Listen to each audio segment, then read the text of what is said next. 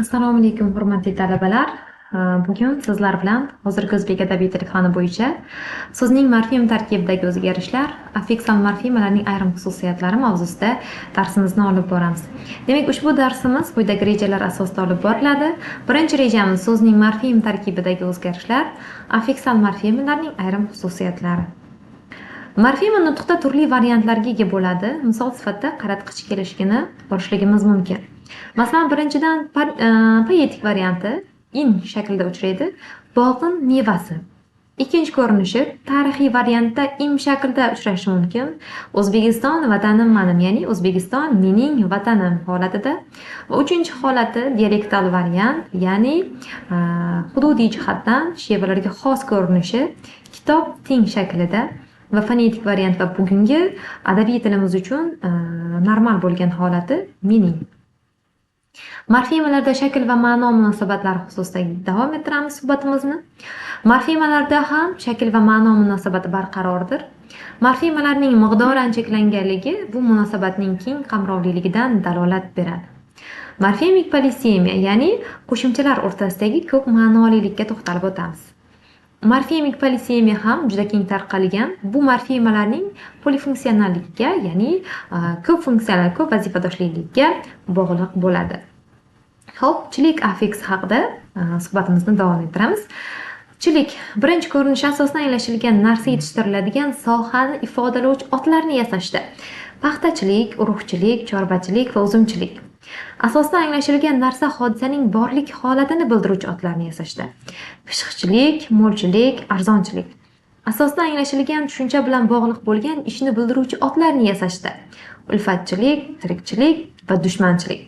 Va bu xususiyatlariga ko'ra o'zaro polisemiya hodisasini yuzaga keltiradi, ya'ni bir-biriga nisbatan ko'p ma'nolilik. Morfemik amonimiya haqida gaplashamiz. Demak, morfemik amonimiya bu qo'shimchalar o'rtasidagi shakldoshlik. Morfemik amonimiyaning 3 ko'rinishi mavjud. Birinchisi derivatsion amonimiya, ikkinchisi grammatik amonimiya va uchinchisi derivatsion grammatik shakldoshlik. Xo'p, derivatsion amonimiya bu so'z yasovchi qo'shimchalar o'rtasidagi shakldoshlik hosil qilishi. Masalan, ki affeksni oladigan bo'lsak, turtki, tepki, ko'chki singari so'zlarimizda ot yasovchi qo'shimcha sifatida. Ichki, kechki, ustki so'zlarimizda esa sifat yasovchi qo'shimcha sifatida yangi so'zlarni hosil qilishda ishtirok etgan.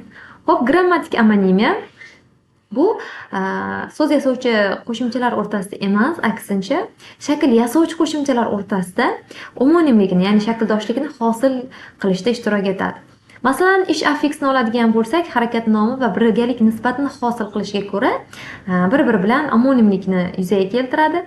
Masalan, borish, bormoq fe'lida harakat nomi, yuvishda esa birgalik nisbat shakli hosil bo'lgan. Derivatsion grammatik amonimiya bu so'z yasovchi hamda shakl yasovchi qo'shimchalar o'rtasidagi shakldoshlik. Misol tariqasida im affeksini oladigan bo'lsak, yig'im, terim, sig'im singari so'zlarimizda ot yasovchi morfema sifatida, uyim, kitobim, soatim singari so'zlarda esa egalik morfema sifatida ishtirok etadi. Xo'p, morfemik sinonimiya haqida gaplashamiz. Demak, morfemik sinonimiya bu qo'shimchalar o'rtasidagi ma'nodoshlik hisoblanadi.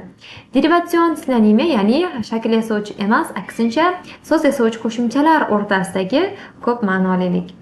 Derivatsion morfemalarning bir-biriga yaqin ma'nolarni ifodalashi derivatsion sinonimiya deyiladi. Masalan, sifat yasovchi li, dor, ser, ba morfemalari o'zaro sinonimdir. Masalan, savlatli, savlatdor, sersavlat va basavlat singari so'zlarimizni birini o'rnida ikkinchisini erkin foydalana olishimiz mumkin. Biroq unutmasligimiz kerakki, istisno tariqasida ayrim xususiyatlari ham mavjud. Masalan, bir morfema ikkinchi morfema bilan barcha ma'nolar asosida sinonim bo'la olmasligi mumkin. Ya'ni birini o'rnida ikkinchisini erkin qo'llay olmaymiz. Ya'ni bu uslubiy buyoqdorlikka ko'ra birini o'rnida ikkinchisi ishlatilmaydigan holatlari ham mavjud bo'ladi. Xo'p, so'z yasovchi qo'shimchalar sinonimiyasi ham o'z o'rnida quyidagi turlarga bo'linadi. Masalan, ot yasovchilar o'rtasida, chi va shunos qo'shimchalar o'rtasida tilchi, tilshunos, chizgi, chiziq. Sifat yasovchilar o'rtasida benomus va nomussiz, baodob va odobli. Ravish yasovchilar ona va mardlarcha qo'shimchasi o'zaro sinonimlikka kirishadi. Masalan, mardona mardlarcha, tiriklayin tirigicha. Fe'l yasovchilar o'rtasida senlamoq, sensiramoq, birlashmoq va birikmoq kabi. Grammatik sinonimiya, ya'ni shakl yasovchi qo'shimchalar o'rtasidagi ma'nodoshlik. Nonni yeng, nondan yeng. Uyga jo'namoq, uy tomon jo'namoq. Dala aylandim, dalani aylandim va dalada aylandim. Grammatik sinonimiyada butun yoki qismni aniqlik va umumiylikni ifodalashiga qarab bir morfema ikkinchi morfema bilan barcha ma'nolar asosida sinonim bo'la olmaydi. Biz bu g'oyani, demak bu fikrni yuqoridagi misollarimiz orqali ham ko'rib o'tdik. Masalan, nonni yeng, demak umumiy hamma uchun tanish bo'lgan non va nondan yeng, nonning qaysidir bir qismini yeyishlik nazarda tutiladi. Uyga jo'namoq aniq bitta manzil, uy tomon jo'namoq esa uy emas, balki uyning atrofi ham nazarda tutilishligi mumkin. Morfemik antonimiya, ya'ni qo'shimchalar o'rtasidagi zidlik. Morfemik antonimiya derivatsion morfemalar orasidagina mavjuddir. Andishali, andishasiz, barakali, bebaraka, baxtli, baxtsiz, bexabar, xabardor, bema'ni, bama'ni, kuchli, kuchsiz, mazali va bemaza. So'zning morfemik tarkibini aniqlashda diaxron va sinxron tarkibni farqlash lozim. So'zning morfemik tarkibida davrlar o'tishi bilan turli o'zgarishlar sodir bo'lishi mumkin. Soddalanish so'zning morfemik tarkibida eng ko'p kuzatiladigan hoza hisoblanadi. Asos yoki qo'shimchaning davrlar o'tishi bilan bir morfemaga, ya'ni bir necha qismli so'zning ajralmas bir morfemaga aylanishi soddalanish deyiladi. Masalan, ayt fe'li ay, aydi va unga t affiksni qo'shilishi natijasida art fe'li hosil bo'lgan. Ari yo'qolmoq, yo'qolmoq, yo'q bo'lib ketmoq. Masalan, ko'ylakning kiri aridir. Kalla solgan joydan it arimas. Bu o'rinda t elementi orqali o'timsiz fe'ldan o'timli fe'l yasalgan. Solishtiring: kir aridi, kirni aritdi. Chang aridi, changni aritdi, ya'ni tozaladi ma'nosida. Yasovchi qo'shimcha va asos soddalanishga uchraydi. Masalan, sovchi so'zi sav o'zagiga chi affiksni qo'shish, ya'ni sav o'g'izcha so'z degani unda hosil qilish orqali. Lekin bugungi kunda bu sovchi tup so'z sifatida qaraladi, ya'ni yasama so'z emas. Shakl yasovchi qo'shimcha va asos soddalanishga uchraydi.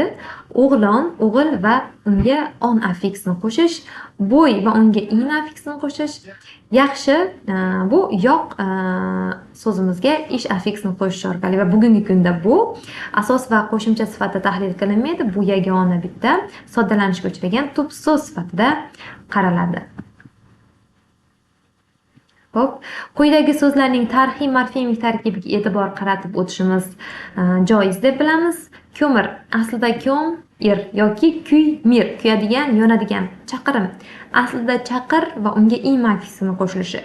Ses, seskanmoq, yuqori, yuq yer, ya'ni baland joy ma'nosida. Bezgak, bezdi va unga gak affiksini qo'shilishi. Yostiq, yastadi, suyandi. Qizil, qiz, unga affiks il qo'shilishi. Yashil, yosh, ko'k, yosh va unga il affiksini qo'shilishi. O'smir, qorong'u, kunduz, qishloq, ovloq, yurak, boshoq, qopchiq, ilgari, ildam, ilg'or, semiz, semir, uyg'ot, uyg'on, yuksak va yuksab.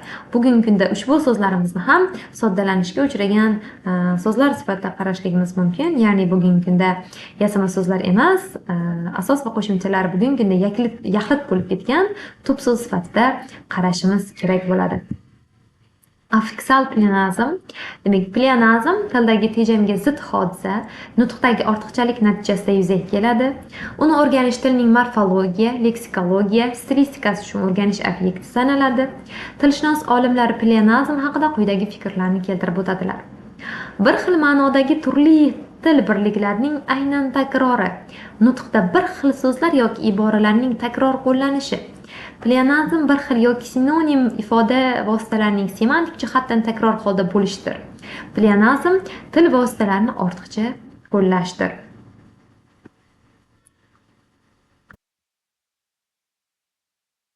Bir xil ma'nodagi ikki affiks qo'shma affiks maqomini oladi.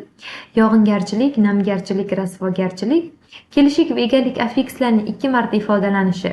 Kitobni 3 so'mdanga oldi. Romanning so'zboshisi ham pleonazmning o'ziga xos